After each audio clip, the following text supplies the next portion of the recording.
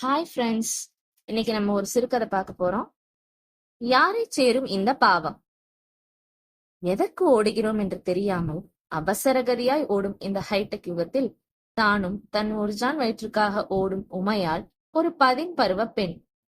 என்னதான் பள்ளியில் முதன் மதிப்பெண் பெற்றாலும் தன் குடும்ப சூழ்நிலைக்காக கல்லூரி கனவுக்கு முழுக்கு போட்டுவிட்டு வேலைக்கு சென்று கொண்டிருந்தாள். தினமும் காலை எழுந்து அடித்து பிடித்து பஸ்ஸில் ஏறி வேலைக்கு சென்று இரவு 8 மணிக்கு வீடு திரும்புவது, இதுதான் அன்றாடம் நடக்கும். பக்கத்து வீட்டுக்காரர் கூட, இது யாரு, உங்க உரமுறையா என்று வினவும் வண்ணம் அவள் பரிச்சயம் இல்லாதவள் அந்த தெருவில். சொல்ல போனால் ஒரு எந்திர வாழ்க்கை. 8க்கு 8 2 அறைகள் கொண்ட ஒரு சிறிய வீட்டில் இவளுடன் சேர்ந்து 7 பேர். தன் 2 தம்பிகளின் படிப்பிற்காக தன் படிப்பை விடுத்தவள். அந்த 70ஆம் நம்பர் பஸ்ஸும் காந்திபுரம் வரை பாட்டு கேட்டுக்கொண்டே செல்வதும் ஒரு தனி சுகம். சீட் மட்டும் கிடைத்து விட்டால், அதுவும் ஜன்னலோரம் கிடைத்து விட்டால் இந்திர பதவி கிடைத்தது போல் அப்படி ஒரு திருப்தி.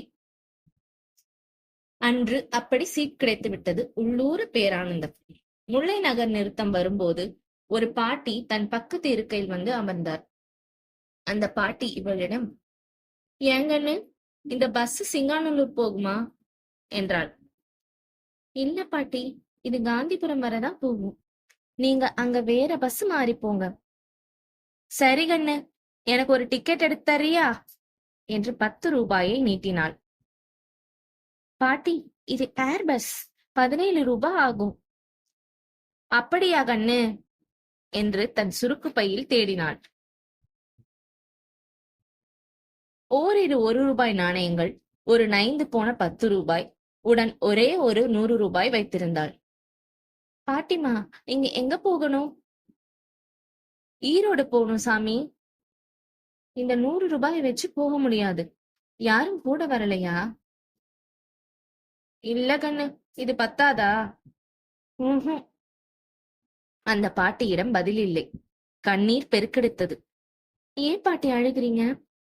இல்ல கண்ணு, என்ற மருமக என்கிட்ட சண்டை பிடிச்சு என்னை பாத்துக்க முடியாதுன்னு சொல்லிட்டா. மகனும் எங்காச்சும் போயிருமான்னு சொல்லிட்டான். நானும் வந்துட்டேன் கிளம்பி.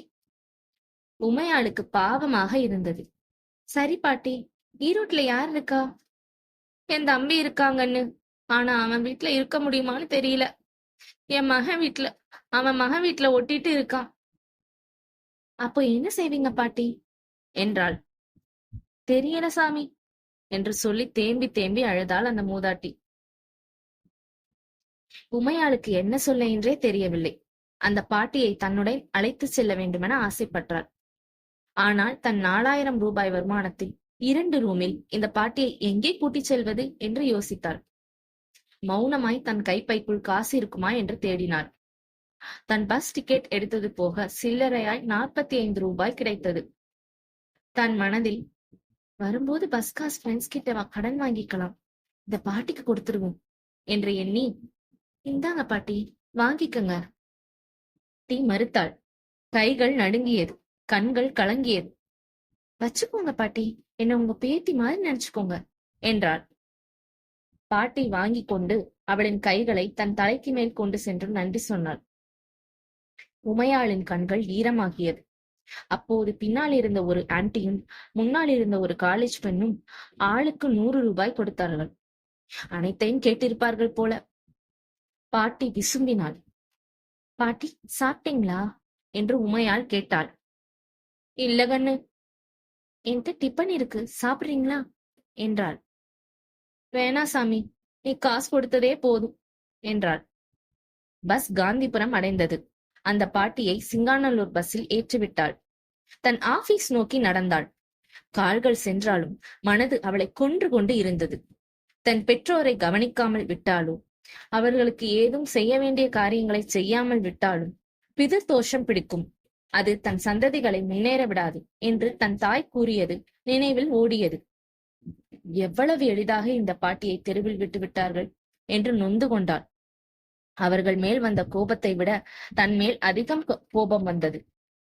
கண் முன்னே நாமும் ஒரு மூதாட்டியை கைவிட்டு விட்டோமே என்று. அவளுக்கு பாதுகாப்பு கிடைக்குமா, இல்லை உணவிற்கே அல்லாடுவாளா என பல 100 கேள்விகள். எதற்கும் தெளிவில்லை. இந்த பாவத்திற்காக தனக்கு என்ன தண்டனை கிடைக்கக்கூடுமோ என்று எண்ணி அஞ்சினாள். இந்த பாவம் யாரைச் சேரும்? முற்றும்.